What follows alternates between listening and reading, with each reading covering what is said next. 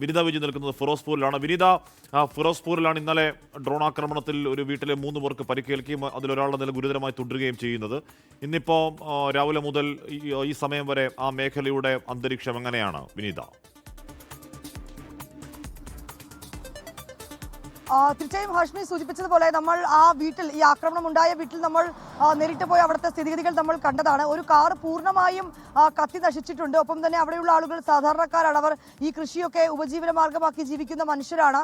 അവരുടെ ഏതാണ്ട് വർഷങ്ങളായി അവർ അധ്വാനിച്ചുണ്ടാക്കിയത് മുഴുവനും ആ ആക്രമണത്തിൽ ഗോതമ്പ് മുഴുവനും പൂർണ്ണമായും നശിച്ചിട്ടുണ്ട്.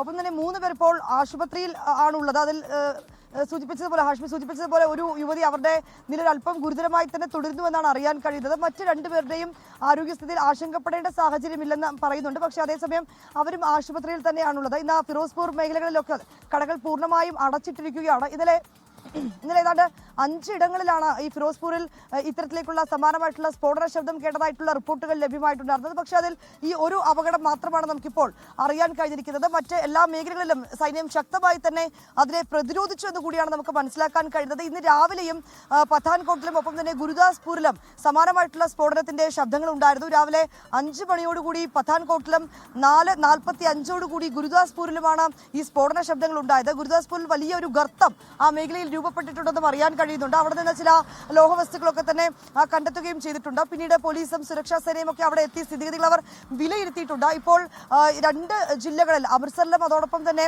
ബഠിണ്ടയിലും 2 ഇടങ്ങളിൽ റെഡ് അലേർട്ട് പ്രഖ്യാപിച്ചിരിക്കുകയാണ്.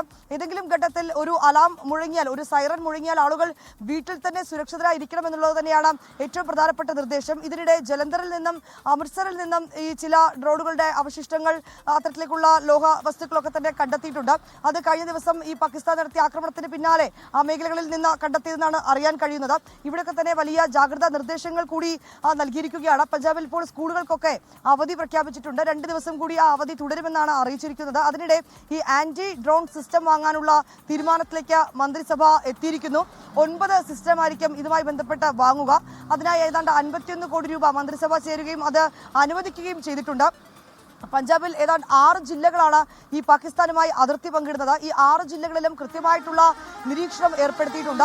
ഒപ്പം തന്നെ ഇന്ന് ഏറ്റവും പ്രധാനമായും പറയേണ്ടത് കൺട്രോൾ റൂം ജില്ലയിൽ തുറന്നിട്ടുണ്ട് എന്നുള്ളതാണ്. സംസ്ഥാനത്ത് കൺട്രോൾ റൂം ആരംഭിച്ചിരിക്കുകയാണ്. ജില്ലാ അടിസ്ഥാനത്തിലുള്ള വിവരങ്ങൾ അവലോകനം ചെയ്യുന്നതിനും അവർക്ക് ഗതാഗതം, വെള്ളം, അവർക്ക് ഭക്ഷണം ഉൾപ്പെടെയുള്ള സാഹചര്യങ്ങൾ ഏതെങ്കിലും രീതിയിൽ അവർക്ക് ബുദ്ധിമുട്ടുണ്ടാവുകയാണെങ്കിൽ അതൊക്കെ ഉറപ്പാക്കുന്നതിന് വേണ്ടിയിട്ടാണ് കൺട്രോൾ റൂമുകൾ ഇന്ന് ആരംഭിച്ചിരിക്കുന്നത്. അമൃത്സറിലേക്കടക്കം വലിയ ജാഗ്രതാ നിർദ്ദേശം നൽകിയിരിക്കുകയാണ്. ഫിറോസ്പൂർ ഒരു സ്ഥിതിയാണ് ഇന്ന് നമുക്ക് ഏറ്റവും എടുത്തു പറയേണ്ടത്. അവിടുത്തെ ജനങ്ങൾ ആശങ്കയിലാണ്. പക്ഷേ ഞങ്ങൾക്ക് ഈ സൈന്യത്തിൽ വിശ്വാസമുണ്ട്, അവർ ഞങ്ങളെ രക്ഷിക്കും, അവർ ഞങ്ങൾക്ക് സുരക്ഷിതമായി അവർ ഞങ്ങളെ കാക്കുമെന്നൊരു മറുപടി തന്നെയാണ് നമ്മൾ അവിടുത്തെ പ്രദേശവാസികളുമൊക്കെയായി സംസാരിച്ചപ്പോൾ അറിയാൻ കഴിഞ്ഞത്. ഹാഷ്മി, എന്തായാലും ഈ അതിർത്തി സംസ്ഥാനങ്ങൾ വലിയ ജാഗ്രതയിലാണ്. ഉറപ്പായും ആശങ്കയില്ല എന്ന് പറയുന്നത് വെറുതെയാകും. ആശങ്ക സ്വാഭാവികമായും ജനങ്ങൾക്കുണ്ടാകും. അത് നേരത്തെ ശ്രീനാഥൊക്കെ പോയ സ്ഥലങ്ങളിൽ ആളുകൾ ശ്രീനാഥുമായി പങ്കുവച്ചതുമാണ്. എല്ലാ സ്ഥലങ്ങളിലും അതുണ്ട്. പക്ഷേ ആശങ്ക ഉണ്ടെന്ന് പറയുമ്പോൾ പോലും നമ്മുടെ വ്യോമ പ്രതിരോധ സംവിധാനത്തിൽ നമുക്ക് 100% വിശ്വസിക്കാം എന്നതാണ് ആ മേഖലയിൽ ജനങ്ങൾക്ക് സൈന്യം നൽകുന്ന ഉറപ്പ്.